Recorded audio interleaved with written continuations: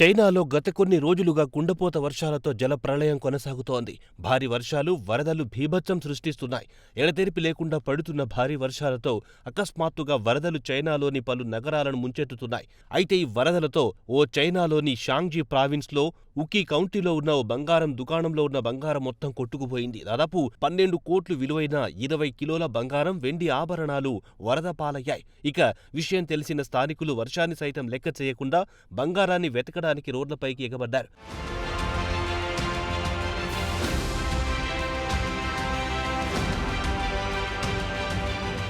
తమ లక్ని పరీక్షించుకోవడానికి కళ్లు కాయలు కాసేలా వీధుల్లోని బురదల్లో బంగారం కోసం వెతుకుతున్నారు. మరికొందరైతే ఏకంగా గోల్డ్ డిటెక్టర్తోనే బంగారాన్ని వెతుకుతున్నారు. అయితే లావో ఫెంగ్షియాంగ్ దుకాణం యజమాని యో మాత్రం జరిగిన సంఘటనతో గుండెలు బాదుకుంటున్నాడు. జూలై 25న ఫ్లాష్ ఫ్లడ్ హెచ్చరికలు జారీ అయినప్పుడు తమ సిబ్బంది దుకాణాన్ని తెరవడానికి సిద్ధంగా ఉన్నారని, అయితే వరదలు ముంచెత్తడంతో నగలను లాకర్లో భద్రపరచడానికి సమయం లేకుండా పోయిందని తెలిపారు. కొన్ని నిమిషాల్లోనే వరద నీరు దుకాణంలోకి ఓ మీటర్ లోతుకు చేరిందని, డిస్ప్లేలో ఉంచిన నగలు, కేబినెట్లతో సహా కొట్టుకుపోయాయని యో చెబుతున్నారు. ఈ వరదల్లో బంగారం గాజులు, నెక్లెస్లు, ఇయర్ రింగ్స్, డైమండ్ రింగ్లు, వెండి వస్తువులు, పచ్చళ్లు సహా మొత్తం 10 మిలియన్ యువాన్లు అంటే మన ఇండియన్ కరెన్సీలో సుమారు 12 కోట్లు విలువైన ఆభరణాలు కొట్టుకుపోయాయని బంగారం షాప్ యజమాని అంచనా వేశారు.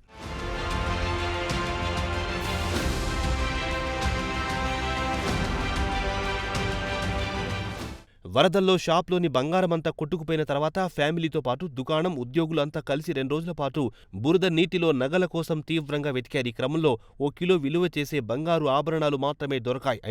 అయితే కొంతమంది స్థానికులు వారికి దొరికిన వాటిని స్వచ్ఛందంగా బంగారం షాప్ యజమానికి ఇవ్వగా, చాలా మంది మాత్రం తమకు దొరికిన వాటిని తిరిగి ఇవ్వడానికి ముందుకు రాలేదు. అయితే 20 కిలోల బంగారం వరదల్లో కొట్టుకుపోయిందన్న విషయం వైరల్ కావడంతో వేరే ప్రాంతం నుంచి కూడా భారీగా జనం అక్కడికొచ్చి గోల్డ్ డిటెక్టర్లతో ఆభరణాలు వెతుకుతున్నారు. దీనికి సంబంధించిన వీడియో సోషల్ మీడియాలో వైరల్ అవుతున్నాయి.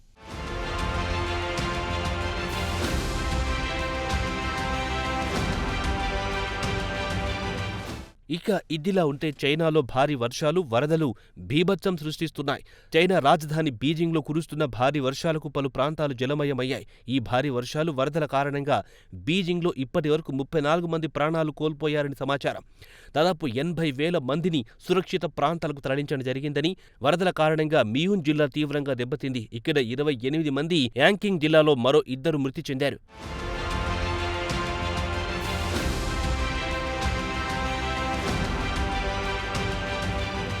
హెబీ ప్రావిన్స్లో కొండ చర్యలు విరిగిపడి 4 మృత్యువాత పడ్డారు.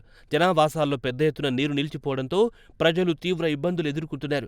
నదుల్లో వరద ఉధృతి అధికంగా ఉండడంతో దిగువ ప్రాంతాల్లో ప్రజలను సురక్షిత ప్రాంతాలకు తరలి వెళ్లాలని అధికారులు హెచ్చరించారు. భారీ వర్షాల కారణంగా పలు ప్రాంతాల్లో చెట్లు కూలిపోయాయి, విద్యుత్ స్తంభాలు దెబ్బతిన్నాయి. అనేక ప్రాంతాల్లో విద్యుత్ సరఫరా నిలిచిపోవడంతో చీకటిమయంగా మారింది.